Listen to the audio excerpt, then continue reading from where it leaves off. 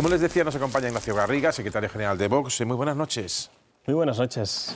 ¿La moción de censura se le está haciendo un poco cuesta arriba, un poco bola, o cómo va eso?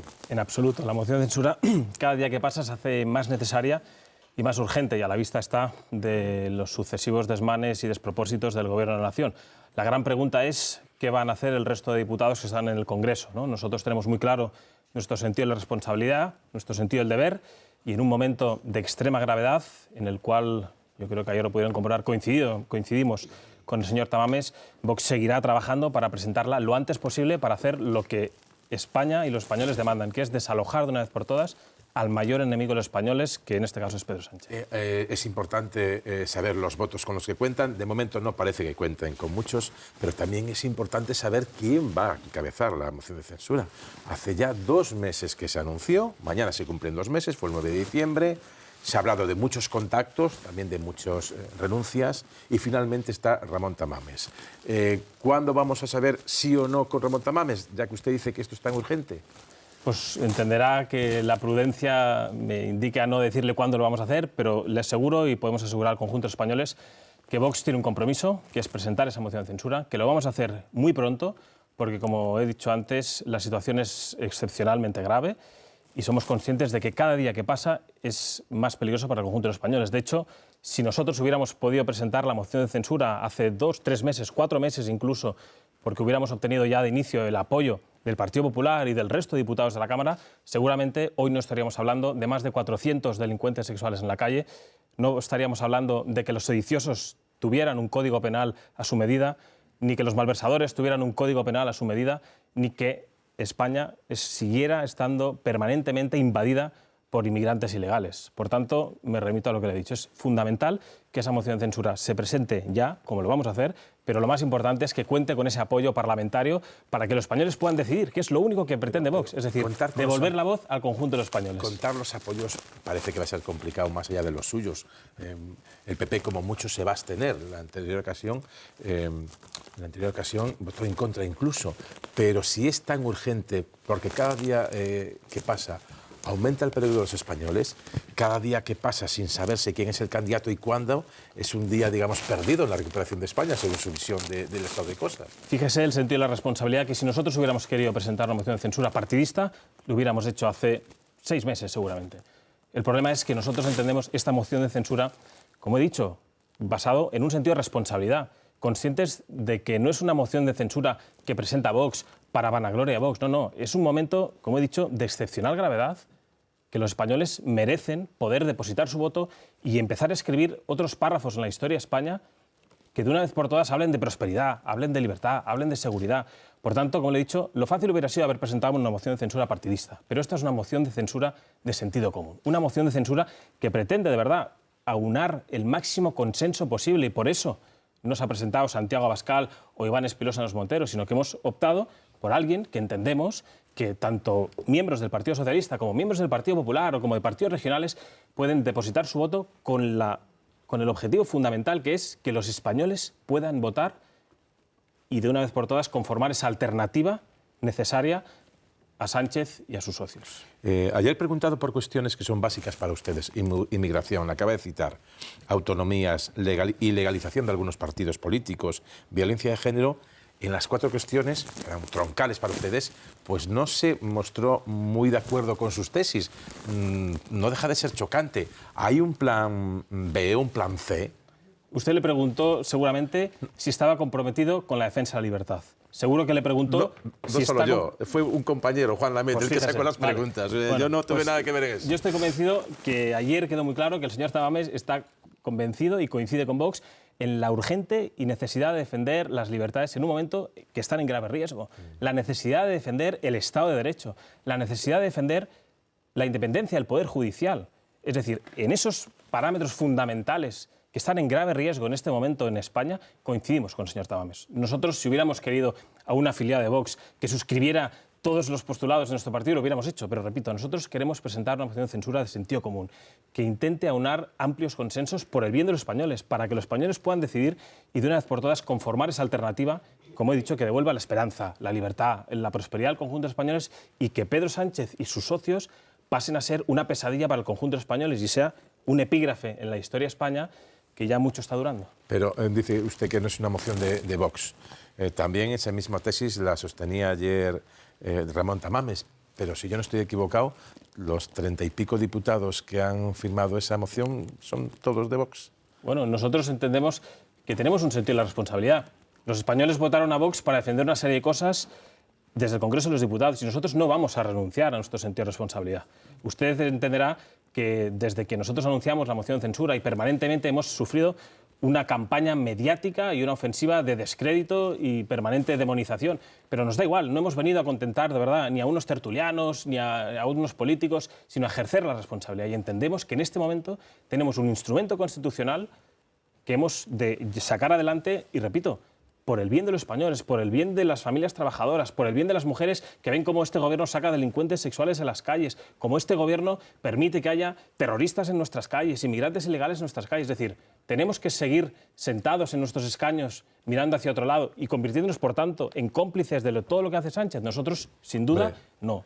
Y la gran pregunta, sí, perdón, señor Cortés, sí. es ¿cómo quieren ser recordados los diputados dentro de unos años? ¿Como los que estuvieron al lado de Pedro Sánchez o como los que hicieron todo lo posible por desalojar al peor gobierno en el peor momento posible? Nosotros lo tenemos muy claro. En el caso de los terroristas es la justicia la que normalmente actúa.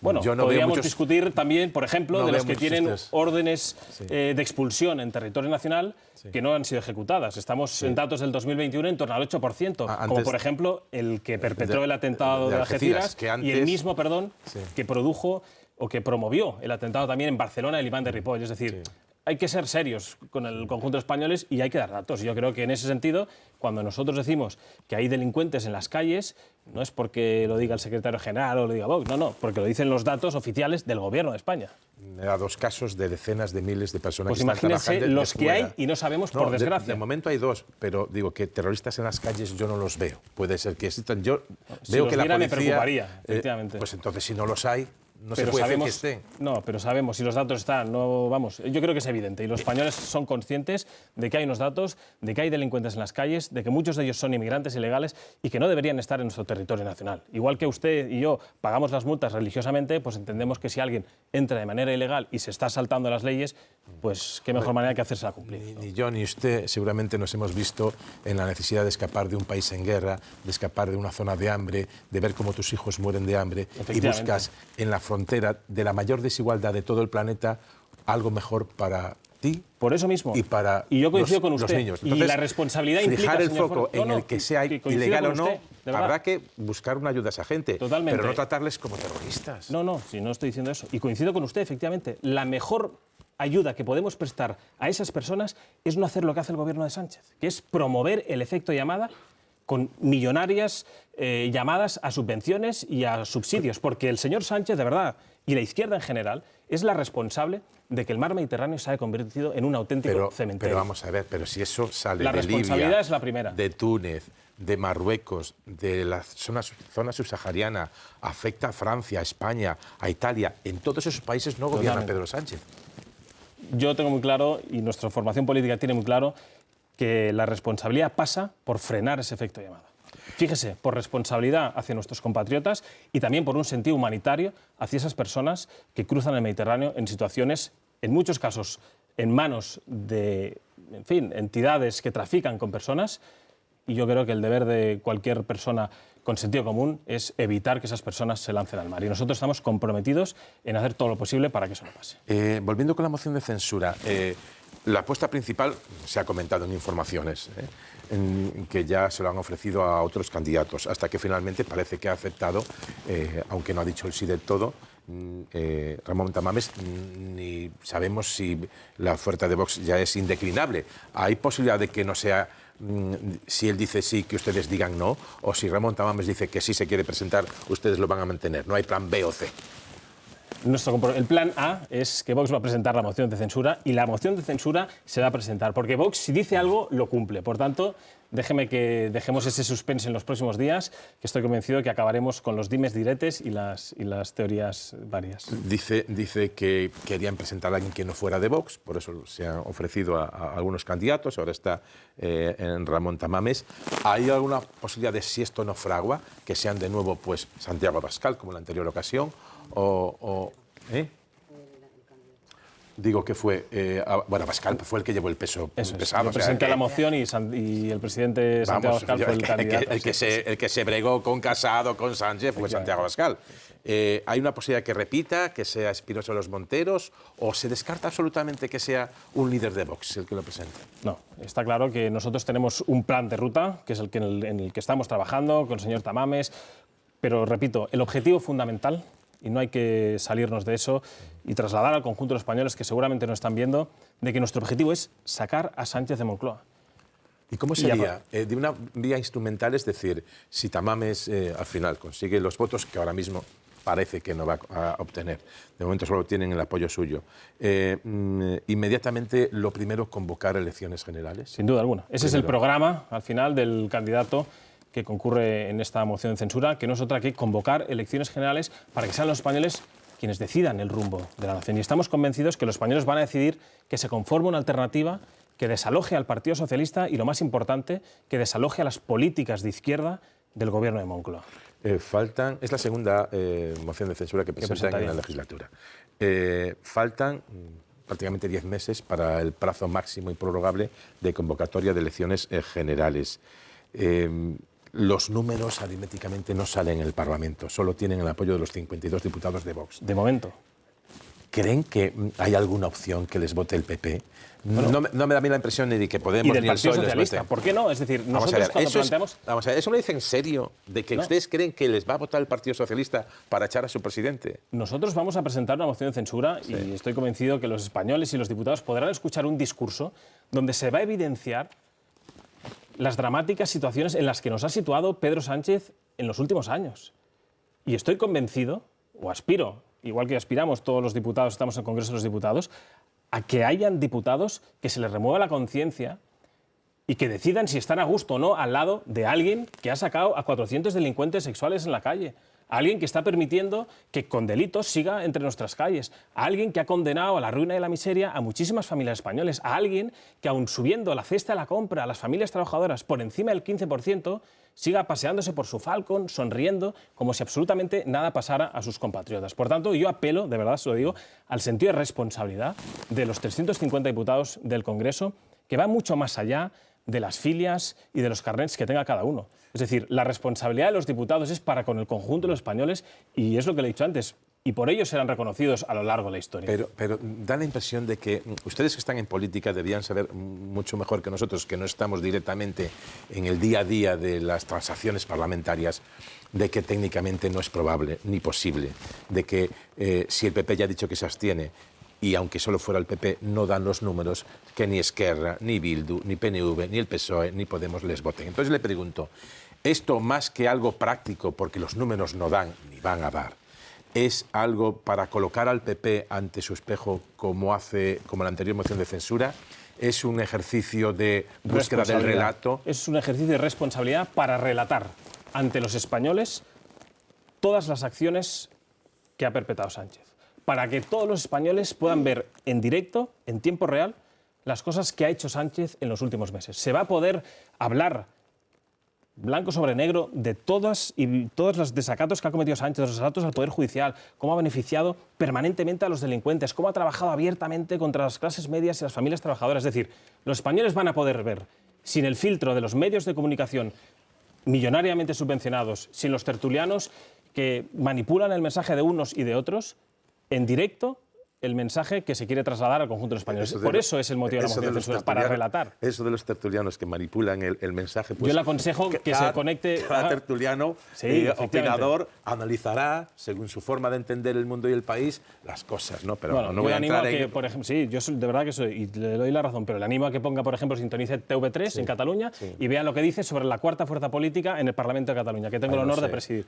De verdad que se quedará sorprendido. Cada uno es responsable de lo que es. Efectivamente. Ustedes son la tercera fuerza política y nosotros los invitamos en función de la representación que tienen. Y les agradecemos. Esto, como dijo Feijóo, no será una moción también contra el PP, o por lo menos que vaya a reforzar a Sánchez. Ha dicho literalmente que es un despropósito, lo dijo el nuevo portavoz de campaña, y lo ha dicho también Feijóo, de que esto lo que va a hacer es reafirmar más aún a Sánchez. Lo que va a quedar en evidencia y muy claro es quién vota con Sánchez y sus socios, filoterroristas y separatistas, y quién vota para desalojar a Sánchez. Ese es otro de los objetivos de la moción de censura. Aparte de describir la situación dramática a la que está condenando Sánchez al conjunto de los españoles, es evidenciar dónde están cada uno de los 350 diputados. Y en este sentido, aquellos que hablan de un despropósito o un esperpento en la presentación de esta moción de censura, hay que preguntarles si realmente les parece un esperpento el supuesto de que si la hubiéramos presentado, como he dicho antes, nos hubiéramos ahorrado a 400 delincuentes sexuales, a que los golpistas sediciosos y malversadores tuvieran un código penal a su medida y un largo etcétera de circunstancias. Esa es la gran pregunta que hay que hacer. Y la otra, seguramente, es preguntar al Partido Popular qué modelo quieren para España. Si es un modelo al lado del Partido Socialista, como están haciendo en Ceuta, o un modelo al lado de Vox, como están haciendo en Castilla y León, que los datos están evidenciando que cuando Vox está en los gobiernos, en este caso en Castilla y León, los datos económicos, de creación de empleo, de empresas, de ayudas a las familias, pues son excepcionales. Esa es la gran pregunta que hay que plantear al Partido Popular. También la coalición de gobierno en Castilla y León, ya que la cita usted, ha sido cada cierto tiempo protagonista por las diferencias internas entre el vicepresidente de su partido. Hombre, la última, la del protocolo del aborto. Tuvo que salir el PP en batería para decir que no se va a aplicar ningún protocolo antiaborto en Castilla y León. Entonces yo le pregunto, ¿se va a aplicar ese protocolo o no se va a aplicar? Fíjese, empiezo por la pregunta que me ha hecho antes. La gran pregunta que hay que hacer es por qué algunos portavoces del Partido Popular, como el señor Semper, están tan permanentemente obsesionados con atacar un gobierno que funciona perfectamente, en el cual hay una sintonía estupenda entre el vicepresidente y el presidente, donde hay un programa de gobierno... Estupenda. Bueno, aparecen muy pocas veces juntos. Cuando él dice, Gallardo dice un día una cosa, al día siguiente dice la contraria Mañueco, como esto del protocolo. No, de verdad, hay una sintonía sensacional, hay un programa de gobierno que se va a aplicar, porque es así como lo han querido los castellanos y leoneses. Nuestro compromiso y el del Partido Popular en Castilla y León es firme, es de evidenciar que es posible una alternativa diferente en políticas, en formas, y lo estamos viendo, que los datos nos acompañan. Dicho esto, la pregunta es si desde Génova algún portavoz nacional del Partido Popular va a seguir torpedeando ese gobierno que funciona bien o van a dejar que trabajen, como hacemos nosotros, que lo están haciendo de manera maravillosa y que sigan implementando los pactos de gobierno. Y sí, le contesto, efectivamente, ese protocolo se va a implementar sin duda alguna porque así, repito, así lo comunicó el Partido Popular y Vox en rueda de prensa, así lo comunicó su consejero de Sanidad y así está expuesto en la web de la Junta de Castilla y León. Ese protocolo, según palabras textuales del vicepresidente de su partido, Gallardo, era de que se iba a obligar a los médicos a ofrecer la posibilidad a las embarazadas que pedían consulta para abortar a escuchar el llamado latido fetal. ¿Esto es así? Nosotros lo hemos dicho y lo reiteramos y me remito de verdad a la rueda de prensa que hizo nuestro vicepresidente con el portavoz del Partido Popular del Gobierno. Nosotros, en la línea de ese programa que tenemos y que pactamos con el Partido Popular de hacer una apuesta clara por la natalidad, por blindar la familia, en un contexto que poco se habla, de un invierno demográfico, de una despoblación muy severa que pone en riesgo los resortes del Estado de Derecho, del Estado del Bienestar. Nosotros tenemos claro que vamos a hacer todas las apuestas posibles para revertir esa situación. Y en eso estamos, en la tarjeta familiar que hemos aprobado recientemente, 2.500 euros para las familias de Castilla y León, en facilitar a las familias que puedan escolarizar a sus hijos, es decir, en facilitar todo aquello que ayude a generar más vida, mayor actividad económica y, sobre todo, que garantice el futuro y la prosperidad de las generaciones futuras. Nos confirma que en Castilla y León va a haber protocolo, sin duda. Va a haber protocolo, que es obligar a los médicos a que las un protocolo, perdón, que pactó y que aprobaron el Partido Popular en Castilla y León. Tal como lo anunció Gallardo, tal como lo anunció en rueda de prensa. Los médicos estarán obligados a que las embarazadas que pidan información para abortar tengan que escuchar el latido fetal. Eso se va a llevar a cabo. ¿Y se ha olvidado algo? Pero eso sí. Y la ecografía 4D, que es muy importante y es muy bonita. Vale, las dos cosas, el latido fetal... Eso es lo que dice la Junta de Castilla y León y eso es lo que se va a hacer. Se va a hacer. Esto con el PP, las encuestas, las últimas encuestas, la verdad es que al bloque de la derecha le dan bastante bien. En casi todas, excepto en una creo que les dan mayoría absoluta para gobernar al PP y a Vox. En Andalucía pasó eso y hubo un trasvase de votos, quizá en busca del voto pragmático, o parece, se intuye, de Vox al PP. En parte porque ustedes dijeron que aunque le faltara un diputado iban a exigir entrar en el gobierno. ¿Cree que si eso se traduce para las próximas elecciones generales pueda provocar el mismo efecto? Es decir, que haya mucho votante de Vox o que ha ido de PP a Vox en los últimos años y que vuelva el PP por pragmatismo, por asegurar el voto, si ustedes lo ponen demasiado caro? Bueno, no voy a entrar a hacer futuribles. Lo que tengo muy claro es que los españoles están viendo qué hace Vox cuando está en los gobiernos. En primer lugar, levantar la bandera de la coherencia. Lo mismo que dijimos en campaña electoral, lo llevamos a término cuando estamos en un gobierno, en este caso de coalición, con el Partido Popular. Y es lo que vamos a hacer nosotros de cara a las elecciones generales. Nosotros salimos a ganar las elecciones con un programa de gobierno, con un magnífico candidato, el mejor de todos los que seguramente se presentarán en las próximas elecciones generales, y con una clara voluntad, que es conformar una alternativa en el gobierno de la Moncloa para empezar un nuevo capítulo en España y dejar en pretérito imperfecto las políticas de Sánchez y de todos sus socios, filoterroristas y separatistas. Nosotros, de verdad, queremos llevar a término un programa que desaloje todas las políticas de la izquierda que ha promovido Sánchez y sus socios. Y lo más importante de todos, y que quede muy claro, nosotros no vamos a gestionar las ruinas que ha dejado Sánchez. Nosotros venimos a reconstruir todo lo que ha derribado Sánchez, a plantear una alternativa con principios y valores que garantice, de verdad, el bienestar y la prosperidad del conjunto de los españoles. Sí. Y hay que preguntarle al Partido Popular si está dispuesto, de verdad, a conformar esa alternativa necesaria que los españoles demandan, o, sin embargo, va a facilitar la investidura de Pedro Sánchez, como ha dicho o ha dado a entender el señor Feijóo. ¿Que Feijóo dijo que va a facilitar la investidura de Sánchez? El señor Feijóo dijo que facilitaría la lista más votada, la investidura de la lista más votada. Hombre, a lo mejor es que piensa que va a ser la más votada.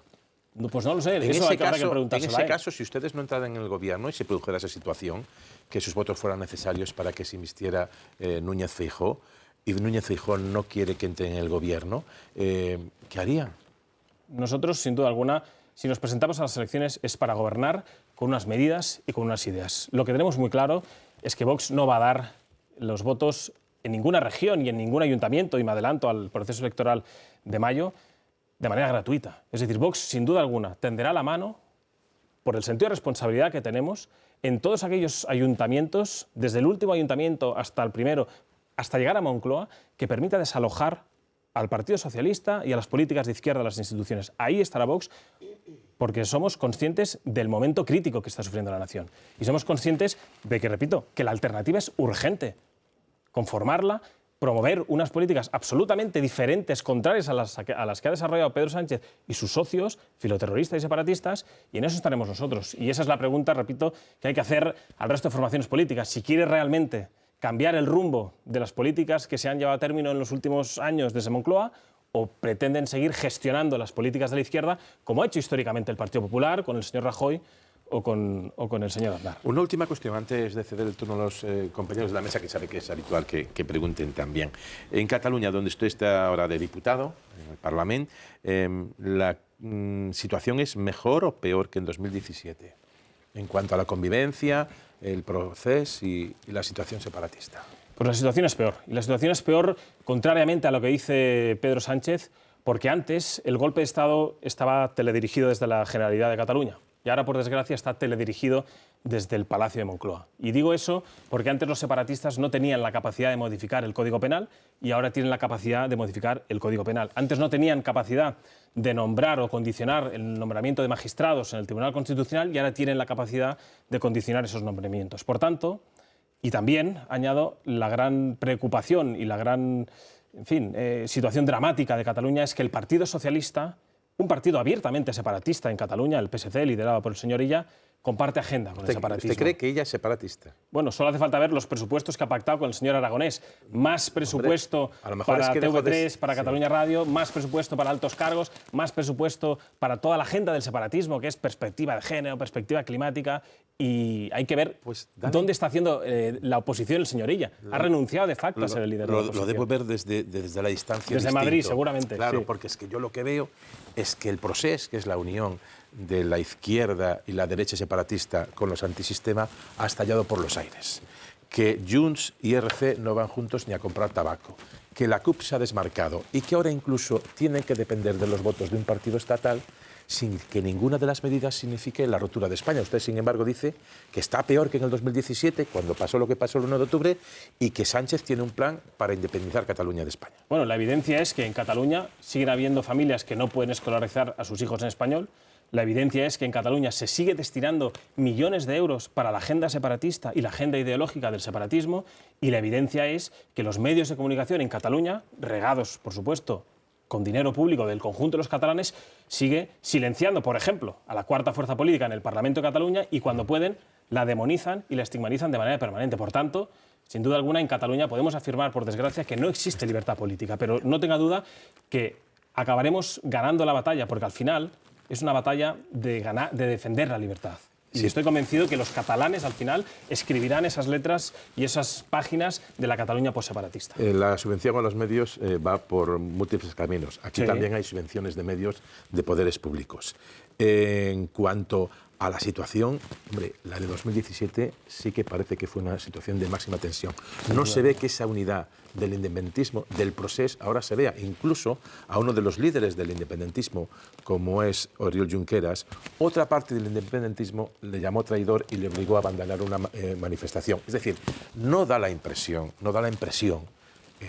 empíricamente de que las cosas estén peor que en 2017, como usted dice. Porque usted me habla exclusivamente de la relación que tiene entre los partidos políticos y eso es la evidencia de que entre ellos se están peleando para ver quién opta más poder institucional en Cataluña. Es una pelea de sillas, de tronos y de colocarse a unos a otros en instituciones públicas, de verdad. Pero repito, la situación en Cataluña es la que es, que falta libertad política, que en los colegios se sigue adoctrinando, que los medios públicos siguen generando odio y división. Y la prueba evidente es que el líder de la cuarta fuerza política en Cataluña tiene que ir escoltado. Y eso no es una realidad, entiendo yo, normal en pleno siglo XXI en una democracia. Los líderes políticos los veo escoltados en todos los lados.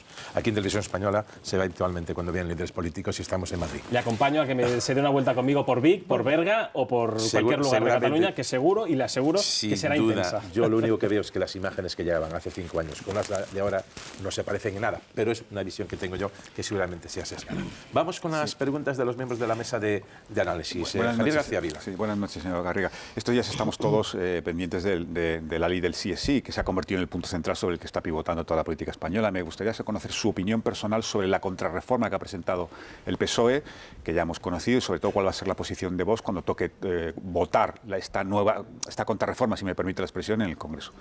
Bueno, vaya por delante que es un absoluto despropósito jurídico, social y moral el planteamiento de la ley inicial, la contrarreforma. Es dramático que se esté ahora planteando a Sánchez como el gran salvador de las mujeres españolas, cuando no olvidemos que él preside un Consejo de Ministros, que esa ley es tan de Montero como de Pedro Sánchez.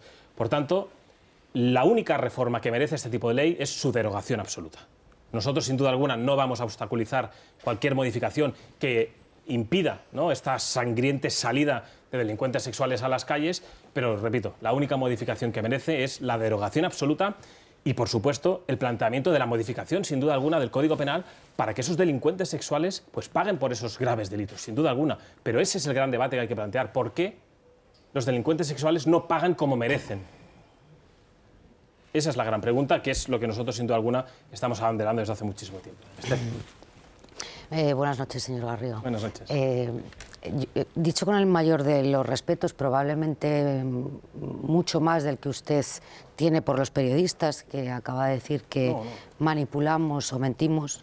Los periodistas informamos o opinamos libremente, pero solemos no manipular. Pero yo le voy a hacer una pregunta con el mayor de los respetos. ¿Usted sabe cuántos inmigrantes hay hoy en España? Mire, yo sé... ¿Cuántos inmigrantes residen hoy en España? Yo le contesto. Yo sé que de esos que usted tiene muy bien apuntados en su libreta, el 46% cometieron las agresiones sexuales registradas en 2021. Y que el otro 52% cometieron las violaciones en España. Y no son datos míos, de verdad, le animo a que lo consulte. Son datos del INE, que hoy nuestro presidente nacional los ha contestado en el Congreso de los Diputados. De los 5,5 millones de inmigrantes que hay en este país, regulares, me está diciendo que el 40%... No, está hablando de regulares y irregulares. Yo le he dicho... Claro, es que esa es la trampa. Es que esa es la trampa. Si va con trampas, pues eso es otra cosa. No pasa nada. Esa es la trampa que utilizan ustedes.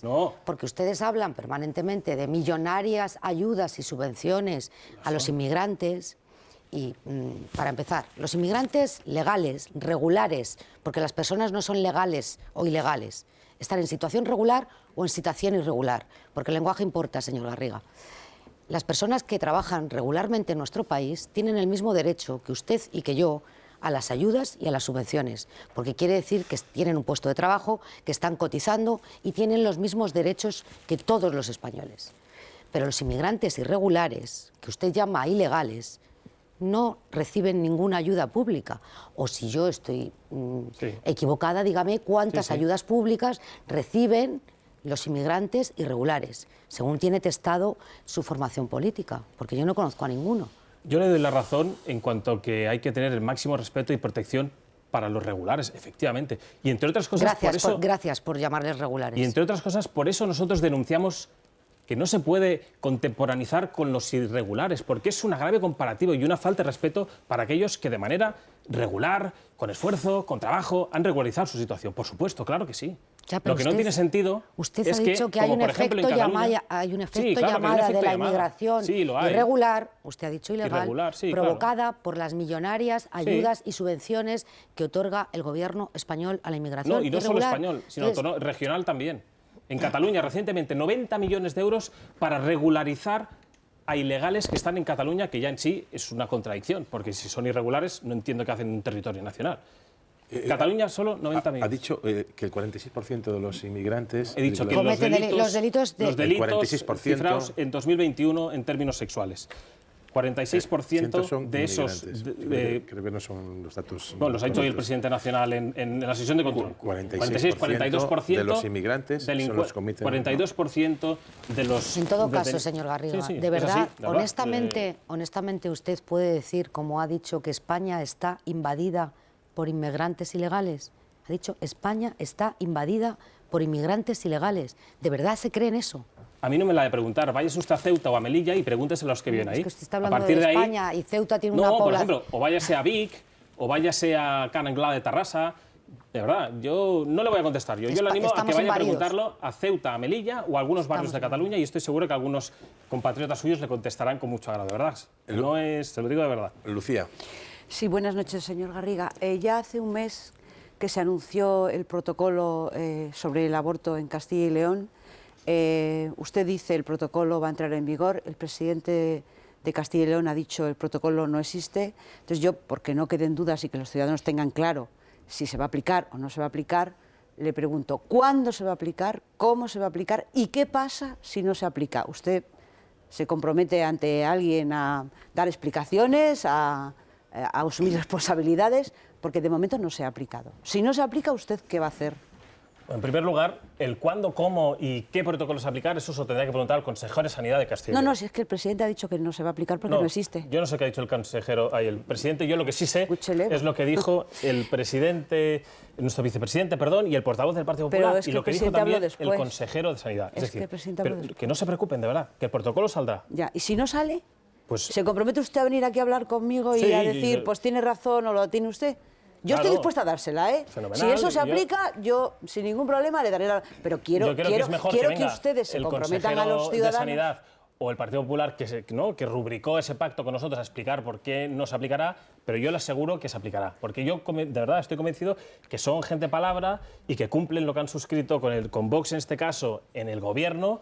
Y que estoy convencido que saldrá, ¿verdad? Que nos hubiera gustado que hubiera salido antes, sin duda alguna, pero que saldrá. Me reconocerá usted que los ciudadanos de Castilla y León y de España y los periodistas estamos un poquito confusos. Usted dice se va a aplicar, el presidente dice no se va a aplicar, usted insiste que sí se va a aplicar y el presidente dice que no. Entonces, me parece que sería muy necesario, porque ustedes dicen, nosotros hemos venido aquí a cumplir lo que decimos, y me parece fenomenal, pero entonces, si no se cumple, yo pregunto, si no se cumple, ¿qué pasa? Pues si no se cumple, hablamos entonces. De acuerdo. Nosotros vamos a trabajar para que se cumpla. Quedamos en hablar. Hemos venido, créame. Última pregunta, Chema Crespo. Buenas noches. Oye, yo estoy flipando un poco, ¿no? Porque es la primera vez que veo a un representante político afirmar tajantemente que un gobierno del que forman parte va a cometer una ilegalidad, porque el dichoso protocolo ese que anunciaron sencillamente es ilegal, va en contra de lo establecido en la ley reguladora del derecho al aborto, y ya tenía la advertencia la Junta de Castilla y León que ese protocolo acabaría en el Tribunal Constitucional o incluso la denuncia ante el Tribunal Supremo para suspender la competencia de la comunidad autónoma como consecuencia de que eso es sencillamente ilegal. No se puede coaccionar a las mujeres para ejercer su derecho. Bueno. Es que yo soy de allí y allí no vemos tantos emigrantes, es más, clamamos por ellos. Incluso los gobernantes, presidentes anteriores de la Junta de Castilla y León, dicen, pero ¿por qué no tendremos aquí emigración? Porque ha utilizado usted la expresión invierno demográfico que comparto, y en Castilla y León, que es mi tierra, tenemos un invierno demográfico absoluto. Y es la emigración la que salva y corrige, todavía de manera incipiente, esa esa circunstancia.